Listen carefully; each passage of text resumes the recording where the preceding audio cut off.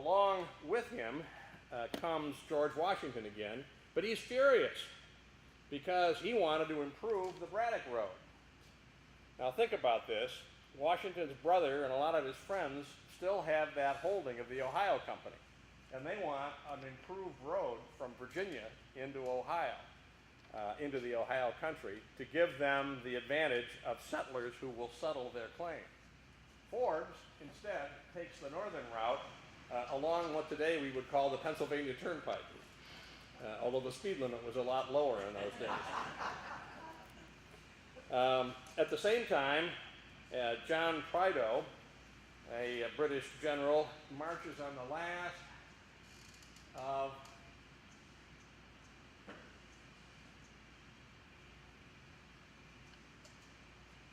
the major French forts in the west, Fort Niagara, and in a brilliant campaign captures Fort Niagara. Unfortunately, he's killed in the process. Generals didn't do very well in those days, I'm afraid. In any event, with the capture of Montreal in 1760, the North American phase of the war ends. Now the rest of the world keeps fighting for 3 more years. They started a little later than we did, and they kept going a lot later than we did. But ultimately, the treaty that ends the 7 Years' War winds up with France ceding everything in North America to the British. Why? Because the British had captured 2 islands that the French badly wanted back, Guadeloupe and Martinique. Maybe some of you have been down there on vacation. But they didn't want it for vacation property. It turns out that those islands were major producers of sugar, which was in huge demand in Europe. And the King of France concluded that those 2 islands were worth more economically than all of Canada. And by the standards of the time, that may be true. Voltaire, the philosopher, in consoling King Louis of France, said, "Oh, monsieur, what have we lost? Just a few acres of snow." And that was how they looked at Canada. Well, the aftermath, we have, first of all, the Indians in North America become distressed at the absence of the French. The French were pretty good to the Indians. They didn't settle their lands, didn't take much property from them, and traded furs for trade goods, and made, according to the Indians' way of thinking, good neighbors. The English kept moving into Indian territory, cutting down trees and setting up farms, which the Indians didn't much like.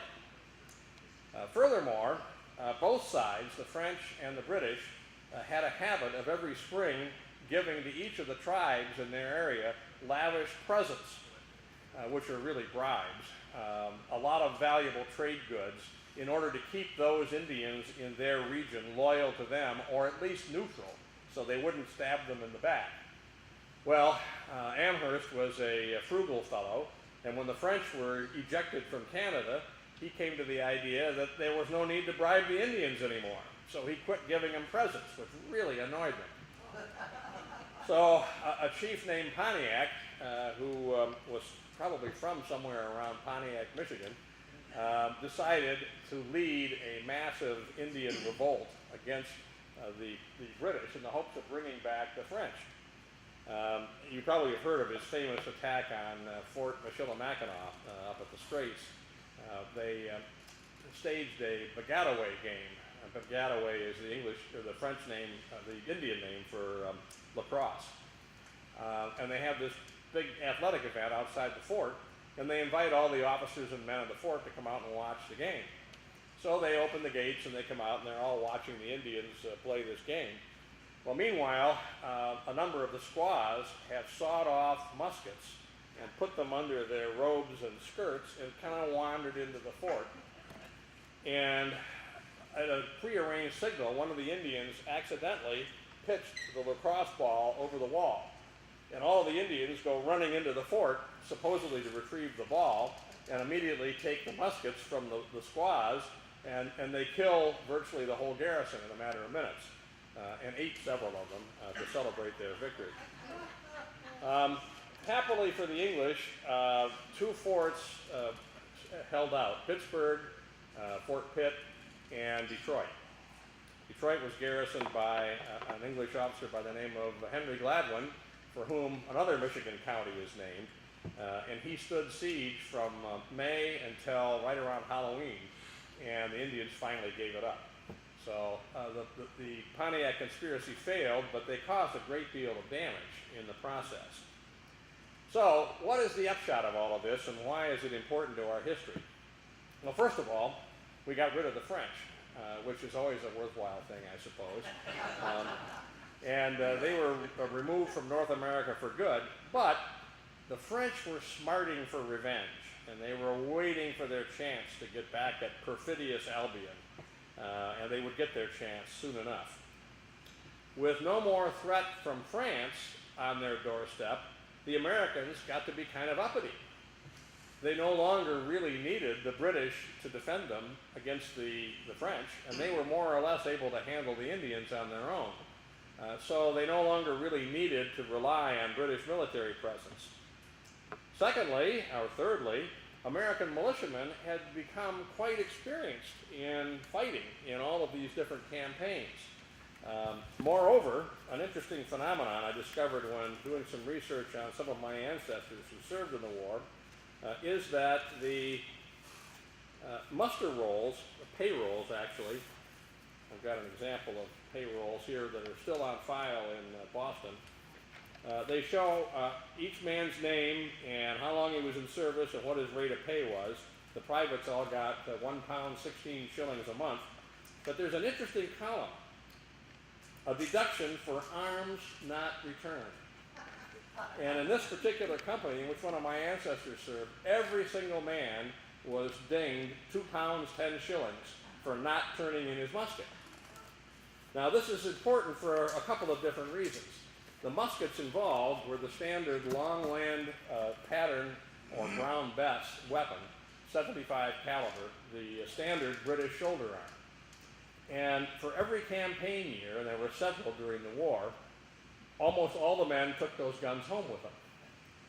One of my wife's ancestors, who was at Fort William Henry, actually was in 3 successive campaign seasons, and he got dinged £2 10 shillings each time, so he wound up with 3 of these muskets. The importance of this is to bear in mind that a short time later, when the Revolutionary War breaks out, we always hear about the embattled farmers. Oh, these poor farmers, these dirt farmers with their squirrel guns fighting against the British regulars. Well, the British regulars in the Revolutionary War mostly had no combat experience. They were garrison troops from Ireland for the most part. The Americans mostly had fought in the French and Indian War and were actually experienced military people, and they were armed with the same exact weapons the Redcoats had.